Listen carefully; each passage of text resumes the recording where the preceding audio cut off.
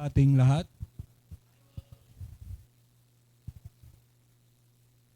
Bago po tayo magsimula, iniilan ko na tayo po ay sandaling yumuko, tayo po yung manalangin.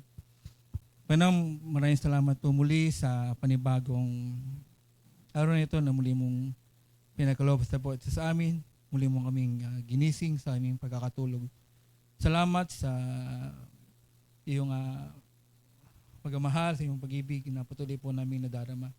Patawarin mo kami kung kami man ay may nagawang kasalanan sa aming pagising, sa aming aring kami ay may naisip na hindi maganda, hindi kalugod-dugod sa iyo, at maaaring may kami nagawa na hindi po kalugod-dugod sa iyo. Dalangin po namin na kami yung patawarin at linisin sa magitan ng dugo namin Panginoon Kristo.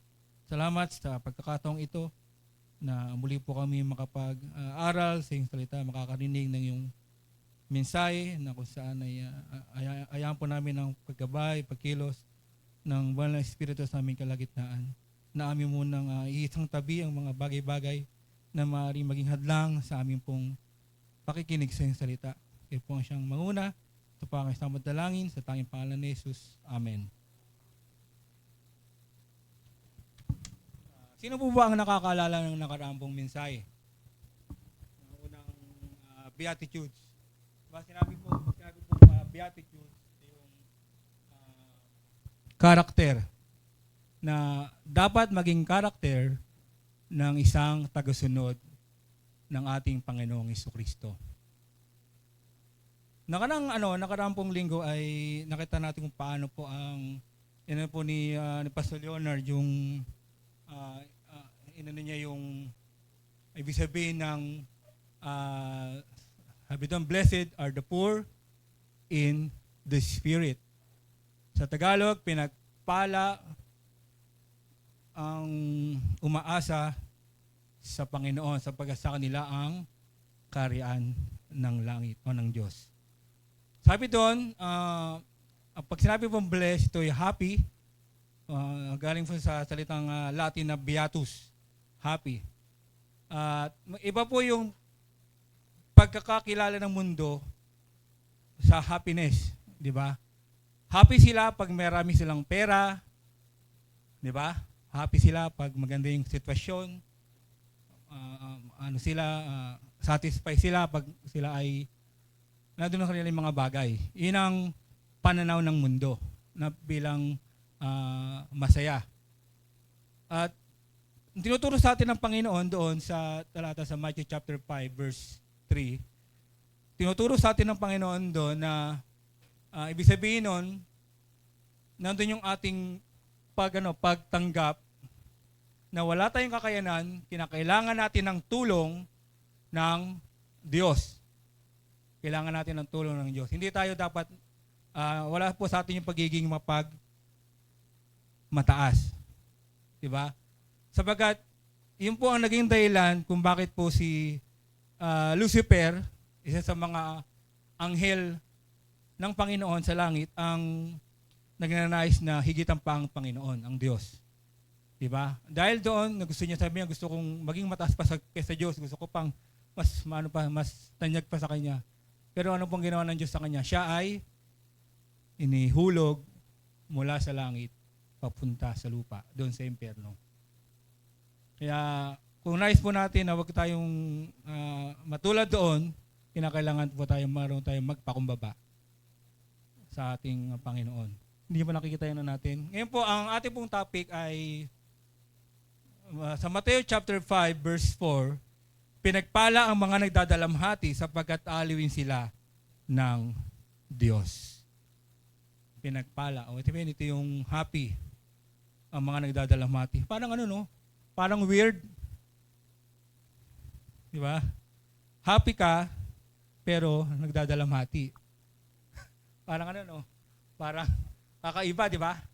Pero meron pong ibig sabihin yan ng pinagpala ang mga nagdadalamhati sapagkat sila aliwin ng Diyos.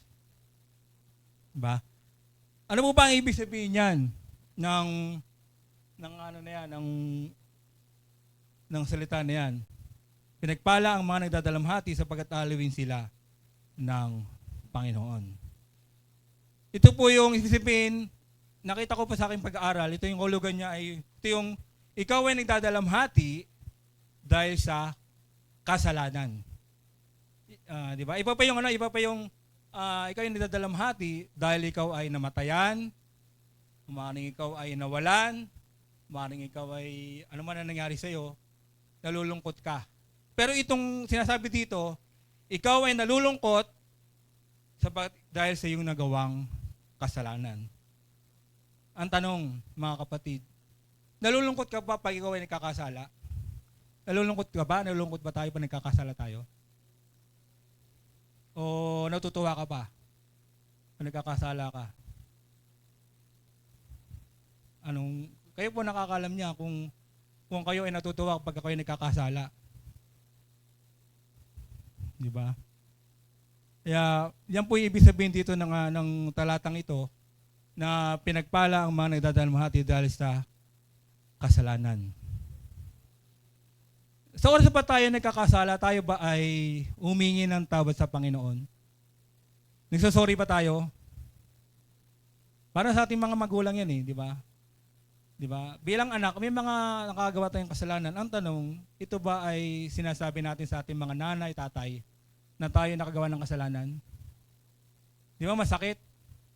Pag hindi alam ng magulang mo na ikaw ay nakagawa ng isang bagay na hindi nakakatuwa, ay malungkot para sa mga magulang yun. Katulad ng ating Panginoon, ganun din.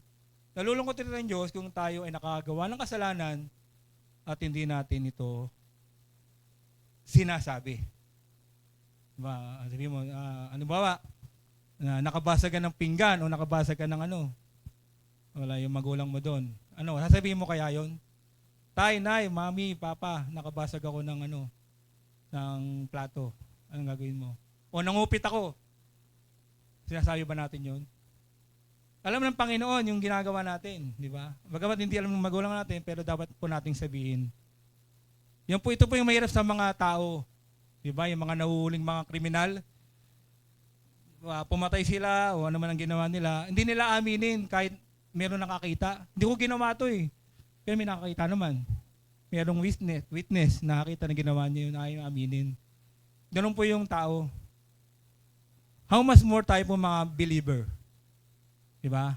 Nang tayo po ay nakakilala sa Panginoon, nakilala natin na tayo makasalanan, tinanggap natin ang Panginoon bilang ating Panginoon at sariling tagapagligtas. Sinabi natin, Panginoon, marami ako nagawang kasalanan, patawarin mo ako, tinatanggap kita bilang aking Panginoon at sariling tagapagligtas. Pinatawad tayo ng Diyos sa ating kasalanan. Diba? Sabi nga dun tayo pinatawad ng Panginoon sa ating mga nagawang kasalanan. Dapat po natin itong pagsisiyan yung ginawa nating kasalanan. Ang po yun. Pag tayo nagsisi, kinakailangan talaga yung tunay. Kasi pag iba po yung kasi sabi, sorry lang, pero mamaya-maya, mga ilang weeks o ilang days o yun na naman. Gagawa ka na naman anong gagawin mo? Magkakasala ka na naman, madadapa ka na naman. Lord, sorry uli. Di ba parang parang fourth ulit. Maganda ba yung fourth ulit? Di ba? Parang parang hindi tayo natututo. Hindi tayo natututo sa bagay na yun. Di ba sabi nga dito sa 1 John chapter 3. 1 John chapter 3 verse 9. Ang mga anak ng Diyos ay hindi nagpapatuloy sa pagkakasala sapagkat nananatili sa kanila ang binhing mula sa Diyos. At dahil ang Diyos ang ama nila, hindi sila maaari magpatuloy sa pagkakasala. Diba nandun na yung ating nandun na yung ating guilt feeling. Alam natin tama, alam natin mali, dapat hindi tayo nagpapatuloy na gumawa ng, kung baka sana hindi natututo. Lagi ka nadadapa. Di ba yung mga baby, yung mga di ba, nag-aaral maglakad sila? Di ba? Pag one time na sila, matibay ng kanilang tuhod, hindi na sila kagad na nangyayari? Hindi na sila nadadapa. Kasi tumitibay na kada babangon sila, ng lakad na lakad sila, natututo sila, tumitibay yung kanilang ng kanilang katawan dahil meron silang, at habang lumalaki, yung mga kinakain nila, nakakatulong sa kanila. Ganoon din tayo mga Kristiyano. Habang tayo ay nag-aaral, nagbabasa, ina-apply ang salita ng Panginoon, nandun yung ating pagkatuto. Pero kung once na hindi mo ina-apply yung salita ng Panginoon,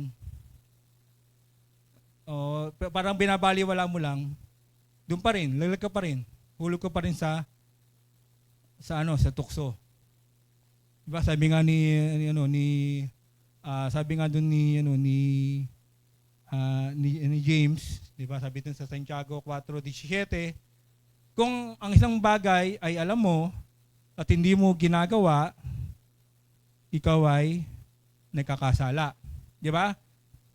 James, Santiago 4:17, ang nakakaalam ng mabuti na dapat niyang gawin, ngunit hindi ito ginagawa, ay nagkakasala. Yan po yun. Kaya yan po yun. Tayo po ay dapat nagdadalamhati, nalulungkot talagang dahil sa kasalanan na ating nagawa.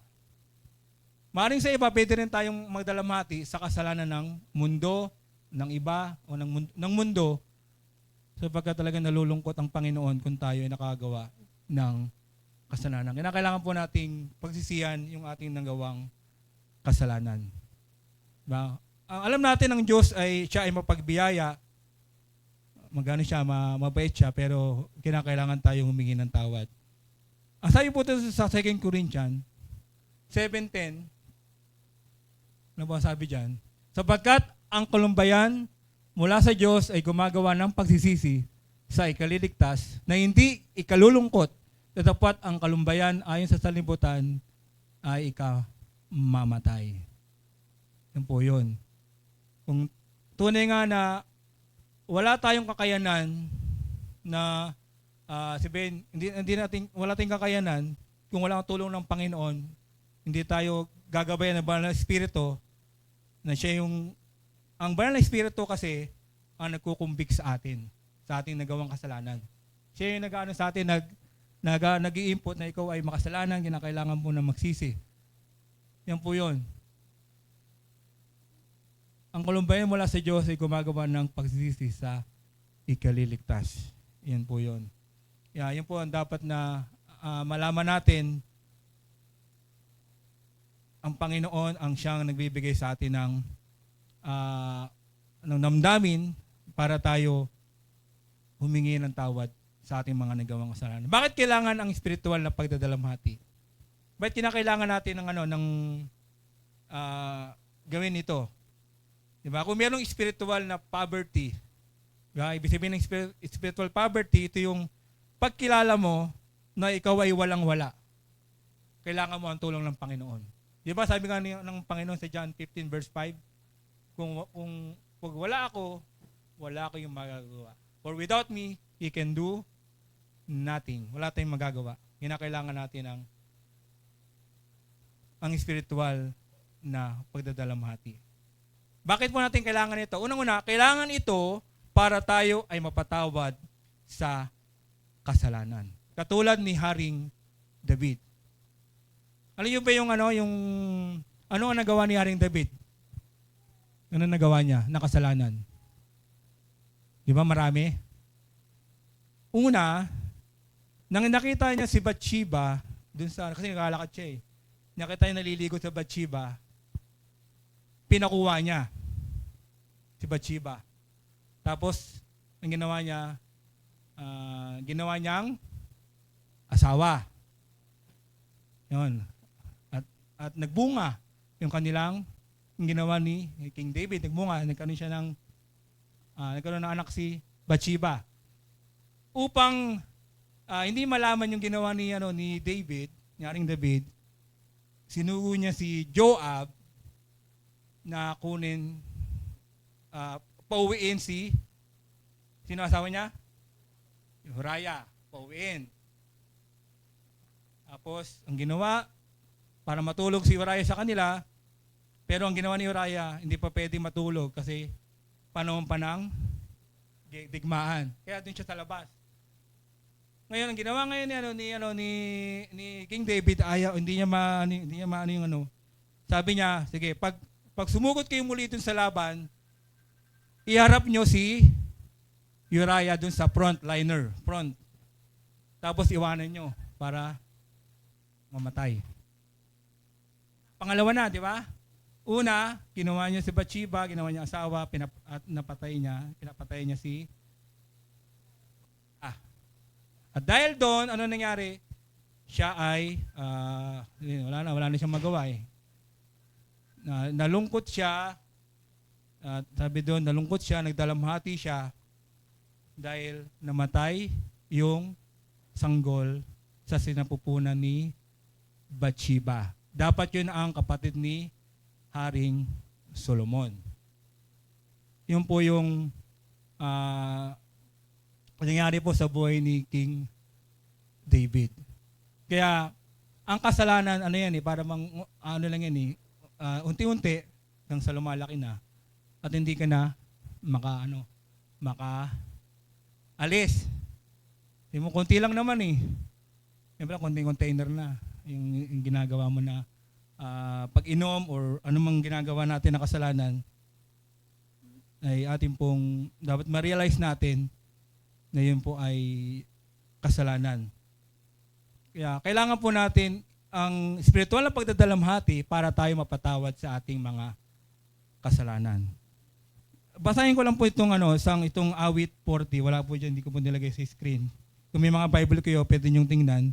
Sa awit 40 verse 11 to 12, sabi dito ni King David, aking nalalaman di mo puputulin, Yahweh, ang iyong pagtingin sa akin. Wagas mo ang pag-ibig at ang iyong katapatan, mag-iingat sa akin magpakailanman. Talata 12, kay rami na nitong mga suliranin, na sa karamihay di kayang bilangin. Alipin na ako ng pagkakasala, na sa dami ako'y di na makakita. Higit pa ang dami sa buhok sa ulo, kaya nasira na pati ang loob ko. Makita nyo? Kung paano niya tiningnan yung kasalanan. Sabi niya, hindi niya na makita. Sabihin talagang punong-puno na. Makakita ko, hindi mo wala kang makita. Sabi ni David dito, pati yung loob niya, nasira. Talagang nandun yung kanyang, pagdadalamhati laban sa kasalanan ay talaga ganun na lamang. Ganun ba tayo? Pag tayo ay nagsiyasat sa ating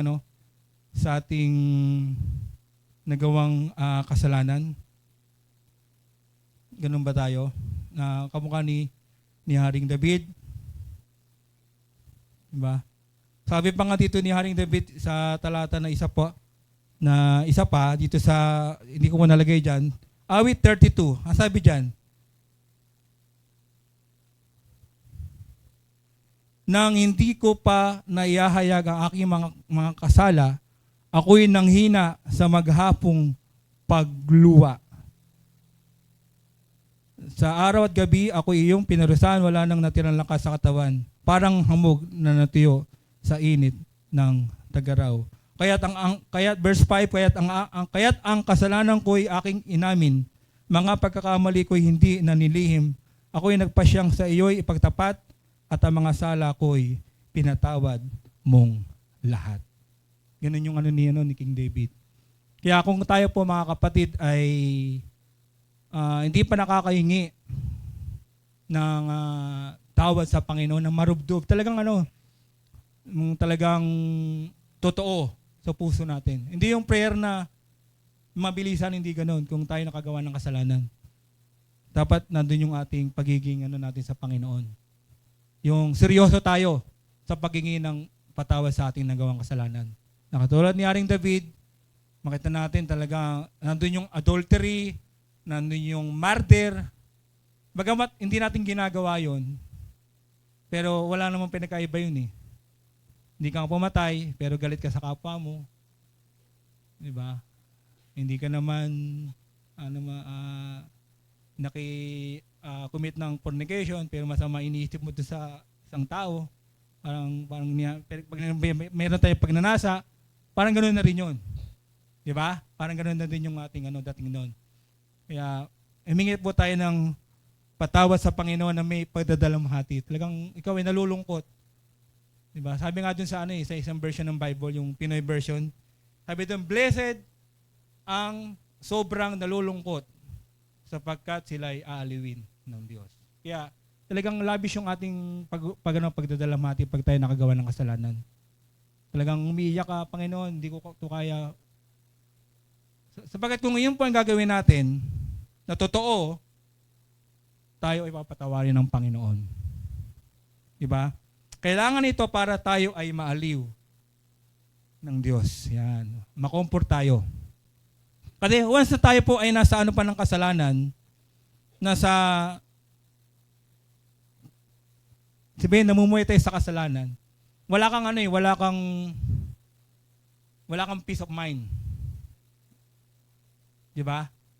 Wala kang peace of mind. Bakit po? Ba't ko po nasabi? Kasi sabi mo, naku, baka mahuli ako. Lalo na sa mga may asawa. O baka mahuli ako, meron akong chicks. O meron akong ginagawa. Di ba wala kang peace of mind? Wala eh. Kasi baka yung sikreto mo, mabunyag. Pero sabi sa Bible, walang sikreto na hindi mabubunyag. Walang lihim na matatago. Talagang lalabas yung baho. Lalabas yung mahuli ka.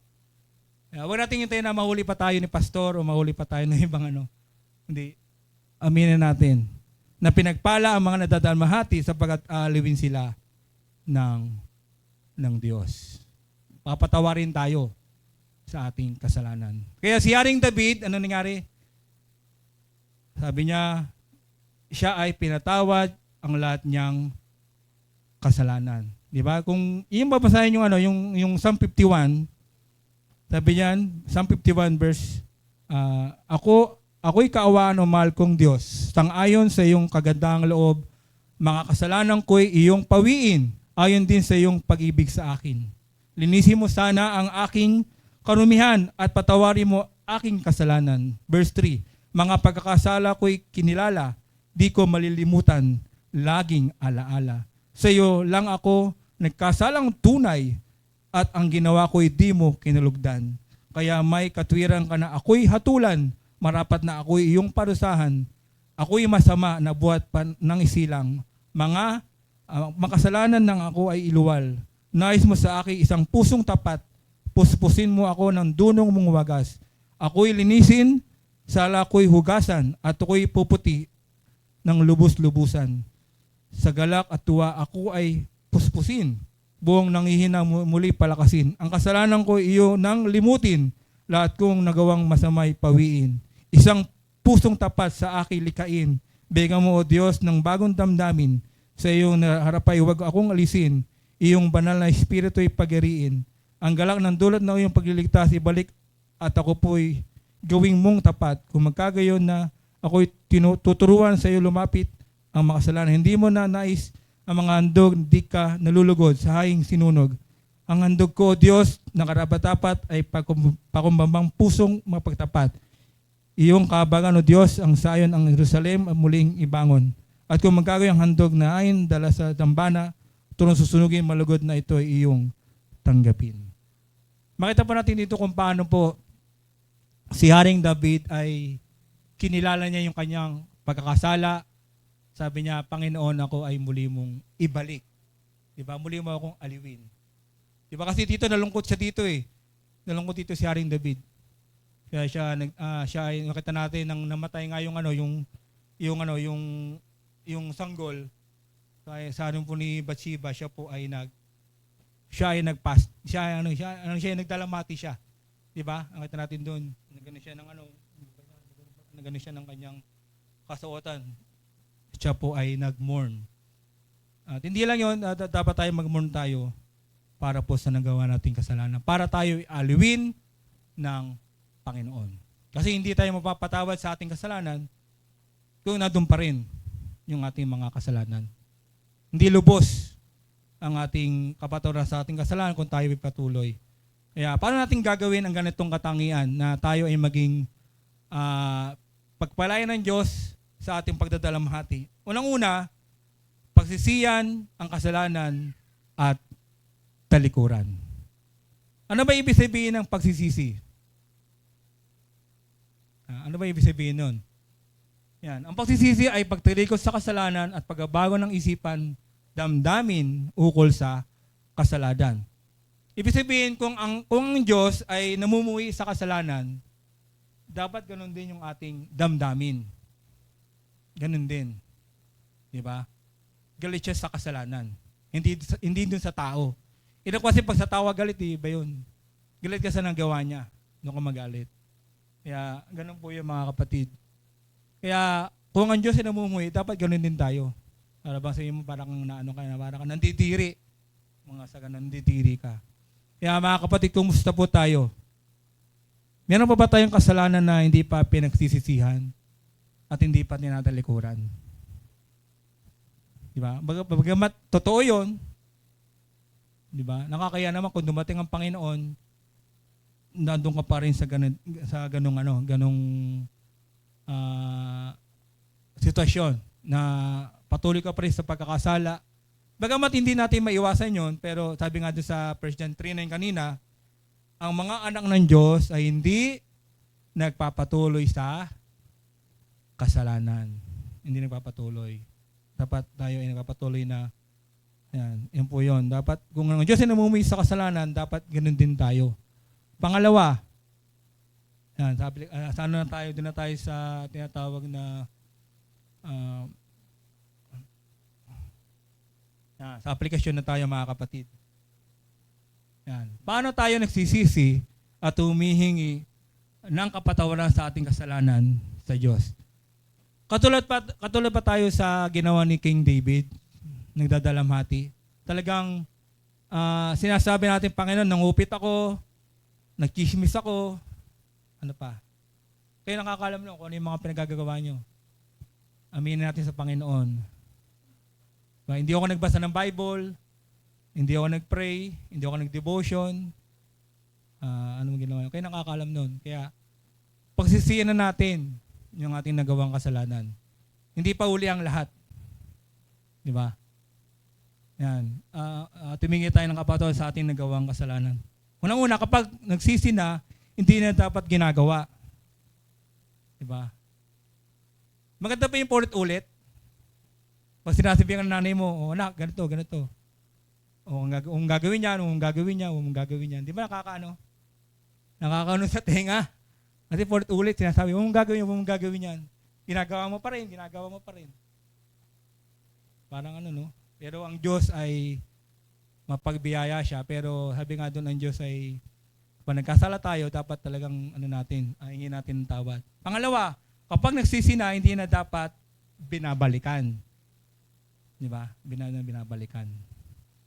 Di ba? Parang yan, di ba? Yung mga huwag tayong maging katulad ng baboy. O katulad ng di ba? Yung mga pag nilinisan mo, nababalik ulit sa yun. Pinaligo mo, nababalik ulit sa pusali. Di ba? Babalik ulit sa putikan. Huwag tayong maging ganun. Isa tayo, dapat, huwag na tayo magpatuloy doon. Pangatlo, kapag nagsisi na, dapat kinakalimutan na. Diba? Pero sabi dito ni David, ang sabi niya, hindi ko malilimutan, laging alaala. Siguro merong ibig sabihin ni David. Siguro tuwing maalala niyo yun, sabihin niya, tuwing maalala niyo yung nagawa niya, yun ay magiging lesson para sa kanya na hindi niya na muling gagawin. Kasi kung hindi natin maalala yung ginawa natin, baka balik ka muli. Diba dati, iniwasan mo na yung mga bisyo, iniwasan mo na yun, hindi mo tinandaan na yung ganung bagay. Dapat hindi natin babalikan. Dapat kang kinakalimutan na. Pero yun ay maaring alaala para po tayo maalala natin na yung ginawa natin na yun ay paalala, wag na po nating gagawin. Kumusta po tayo mga kapatid sa Panginoon? Paano tayo humingi ng tawad sa Panginoon? Ito ba ay masakit po sa isang magulang kung ang anak niya ay may nagawang kasalanan tapos hindi sinasabi o hindi hiningi ng tawad, ay nalulungkot rin ang tatay sa ama. Ganon din ang ating Diyos, na kung tayo ay nakagawa pa ng kasalanan at may mga kasalanan pa tayo na hindi pa natin lubusan, pinagsisisihan at tinatalikuran, ang pagpapala ng Diyos ay nauudlot. Tama ba? Yung blessing ng Panginoon ay nauudlot. Imbis na tuloy-tuloy sana, ay saka ko na ibibigay ito kasi ano ko nito, pasaway. Laging nagkakasala. Para sa bahay di ba sa bahay natin, mga anak, mga ano. Pag nakikita ng ating mga magulang na tayo ay pasaway, pag tayo humingi, binibigay ba kagad? Binibigay ba? Hindi. Kasi pasaway ka. Kaya ganoon din ang ating Diyos. Kaya kung gusto natin na ibigay ng Diyos yung ating gusto ng Diyos, dapat tayo po ay humingi ng tawad sa ating kasalanan. Di ba? Yun po yung blessing. Kaya, once tayo po ay nagsisi, na dapat talaga yung tunay, talagang marubdob. Panginoon, itong kasalanan ko mga nagawa, ito. Patawarin mo ako, linisin mo ako, bigyan mo ako muli ng panibagong lakas, at ikaw ay patawarin ng Panginoon. Kasi hindi natin kayang patawarin yung ating sarili. Diyos lang ang makapagpatawad ng ating kasalanan. Kaya nga kinuha ni Kristo, di ba, sa krus, dilala niya yung ating mga kasalanan, hinako niya para pagbayaran, but hindi natin kayang pagbayaran ng ating mga kasalanan. Kaya mga kapatid, paalala po, pag tayo nagsisi na, hindi na dapat ginagawa, hindi na binabalikan, at kinakalimutan na, at maaaring alalahanin natin yung kasalanan na yun para hindi na natin muling balikan. Nandun ka nahulog. Pag ikaw ba ay nahulog sa babalik ka pa ba? Babalik ka pa. Nahulog ka sa butas, babalik ka pa doon? Hindi na kasi mahulog ka uli. Ganun po yung mga kapatid. Dapat matuto tayo sa ating mga nagawang kasalanan ng pagkakamali. We need to learn the lesson. Kung tayo sa nagkakamali. Tayo po yung manalangin. Dakilang Diyos, maraming salamat po muli sa pagkakataong ito na sabi nyo na maging karakter po namin bilang inyong mga anak, yung tagasunod, na isa sa mga beatitude, being unang-una po ay nandun po yung aming pagkilala na wala po kaming kakayanan. Kami po ay kailangan po namin ng iyong tulong. Tulungan mo kami sa aming pong buhay Kristiyano. May mga dapat po na nais na hindi po kami magpatuloy sa pagkakasala. Nais na kami po ay umuwi na may kabanalan. Na tunay po ang aming pagdadalamhati sa kasalanan. Sapagat alam po namin na kayo po handang magpatawad sa mga nagawa naming kasalanan. Tulungan mo kami na makapamuhay na naayon sa iyong salita, na mamuhay kami ng may kabanalan, nawa kami inyong maratna na gumagawa sa iyong gawain, maratna na namumuhay ng may kabanalan, maratna na naglilingkod sa iyo. At alam po namin na ang mga ginagawa sa inyo ay hindi niyo po iwawalang kabuluhan, sapagat ito po ay mayroong na gantipala mula po sa inyo.